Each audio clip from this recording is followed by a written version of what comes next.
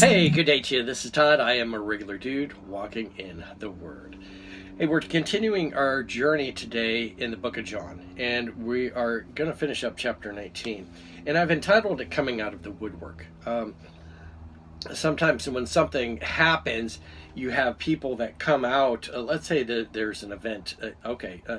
There's a fire that happens on our street. And when that happens, all the neighbors come out to see what's going on. And you have neighbors that you don't see very much that kind of stay hidden in their house. They come out. And you might say they've come out of the woodwork. A lot of times we say, usually with like bugs and stuff, like something, well, here's another example. You have some food that you left on the counter, and all of a sudden ants are coming out to it, and you're like, where did we have ants? We never had ants before, but now we have ants because there was food left on the counter. And they came out of the woodwork to get that. There's two guys today that you're going to see. They came out of the woodwork, you might say. The disciples had all left and scattered when Jesus was crucified. But these two guys, it says they followed Jesus, but they were kind of hidden away. They were religious leaders, but they kind of stayed back out of the limelight. But you're going to see they stepped up here to bury Jesus. So it's a good thing for us to learn from today. This is taken today from John chapter 19, and I'm going to be reading verses 38 to 42. It says this: After this, Joseph of Arimathea, being a disciple of Jesus, but secretly for fear of the Jews, asked Pilate that he might take away the body of Jesus. And Pilate gave him permission. So he came and took the body of Jesus. And Nicodemus, who at first came to Jesus by night, also came bringing a mixture of myrrh and aloes, about 100 pounds. Okay, 100 pounds. That's a lot of aloes and spices. Okay, we just talked about Christmas like last week, and the wise men. When the wise men came, they brought gold, frankincense, and myrrh. You don't bury anyone with gold, but you do with frankincense and myrrh. What you do is that body is decomposing.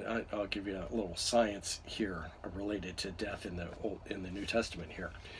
The Egyptians embalmed a body. So when Joseph, who was in Egypt, his body was embalmed just like the other Egyptians. The Israelites did not do that. They buried the body pretty quick, and you can see that happen in the New Testament at different times. Where Lazarus is an example. They buried him like as soon as he died, and then he was in the tomb, and Jesus came, days later, and he said, "Oh, hey, open the tomb so I can deal with him and really raise him from the dead." And Lazarus' sister's going, no, don't do that, because it's going to smell really bad, because he's been in there for 3 days. The body would decompose, and during that decomposition, what would happen is, naturally, there's this smell that happens. Well, to combat that smell, they would load it up with spices and so forth, and put that all over it, and then they would wrap him in cloths to kind of hold those spices in. So it was kind of a masking agent, you might say. And some, I'm sure, would absorb, just like we have charcoal today. If you want to get rid of an odor, you can use charcoal and charcoal filters, and that absorbs the odor also. So I'm sure there was some of that in there. But they would have that in here and to do that. And so he has 100 pounds that he's carrying. A lot of times today, when you buy a bag of feed or something like that, it used to be you could buy a 100-pound bag of feed. Today you can't anymore. You got to buy like 60-pound bag or 50-pound bags of chicken feed or water softener salt or whatever. And it's not that they're trying to be cheap with stuff, make it look like they're cheap, but it's because people are tired of carrying the heavier 100-pound bags. But this guy is carrying the 100 pounds of spices with him to put all over Jesus here. So they did that. And then they took the body of Jesus and bound him in strips of linen with spices, as the custom of Jews is to bury. Now in the place where he was crucified there was a garden, and in the garden a new tomb in which no one had yet been laid, so that they laid Jesus because of the Jews' preparation day, for the tomb was nearby. Okay. And let me explain about the tomb here too. This tomb was a new tomb that was cut in, and it was probably still being worked on, and they had cut it, they carved it in. Not many people did this. It was only the wealthy people that could afford this, to have that carved in like that.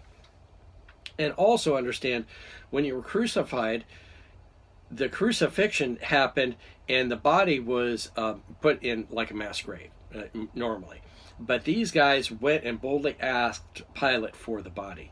And so that's something very significant for them to boldly ask for the body.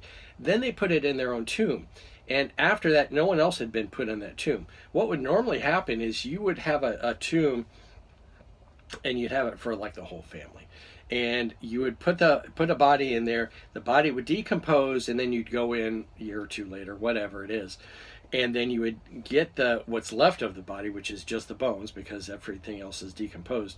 And then you would take those bones and you'd put them in a jar or a box, and you'd put it in a corner of the tomb, and then the next body would come in, and so forth. So then you'd have all these bones. Okay, it happens like that in Cuba too. You have a graveyard, and that graveyard is loaded with people, and what they do is they bury that body, and after it decomposes, they dig the body back up, take those bones and put them in a smaller box, and then put that in the plot, and you have the whole family lay there, all their bones. So probably more information than you wanted to know about that, but that's the reality of the burial back in that day. So what I want you to see here is these two guys come out of the woodwork. They weren't really known before. I mean, they had obviously talked to Jesus, and Nicodemus has a very famous conversation with Jesus about being born again. But these guys come out of the woodwork to bury Jesus, and it's very significant that they did. They, were like, we're not going to hide anymore. We are going to boldly stand up, and we are going to make sure Jesus is buried. You might be a person today that's been hiding out. You're not going to church, and you're not following Christ, but you're off in the woodwork. But Jesus has called you, hey, come and follow me. Come out of the woodwork. And so that's these guys. They came out of the woodwork, and they were disciples of Jesus, it says there. But they weren't like coming out boldly. And so God has called us to come out boldly and to share his love with others. So I invite you to do that today. Lord God, I thank you for your presence in our lives, and I pray that we would be people that wouldn't hide in the woodwork, but we would come out of the woodwork and boldly share your name with others and serve you in whatever way we can. In Jesus' name, amen. Hey, I want to thank you for watching. I am a regular dude walking in the Word, and I look forward to seeing you tomorrow as we continue our journey in the book of John. We're actually going to be turning the page from chapter 19 all the way to chapter 20 here. So, all right, Lord's blessing to you. I will see you tomorrow.